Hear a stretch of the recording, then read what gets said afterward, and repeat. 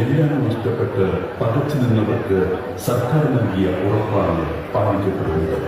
കേരളം ഒറ്റക്കെട്ടായി നിന്ന് ഈ നാടിനെ വീണ്ടെടുക്കുമെന്ന് അന്ന് നമ്മളെടുത്ത തീരുമാനമാണ്. ആ വാക്കുകൾ യാഥാർത്ഥ്യമായി മാറിയിരിക്കുന്നു.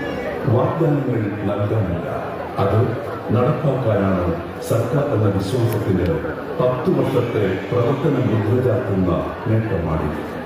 ഉറ്റവരും കിടപ്പാടവും ഭൂമിയും നഷ്ടപ്പെട്ടവർക്ക് സുരക്ഷിതവും മാന്യവുമായ ഒരു പുതിയ ജീവിതം ഉറപ്പു നൽകുകയാണ് നാം. ഇത് ഒരു സമാധാനമല്ല, മറ്റൊരു തുടക്കമാണ്. പ്രതിസന്ധികളിൽ പതറാത്ത മനസ്സോടെ മാനവികതയുടെ മഹത്തായ മാതൃകകൾ ഉയർത്തി നമുക്ക് കേരളത്തെ ഇനിയും മുന്നോട്ട് നയിക്കാം.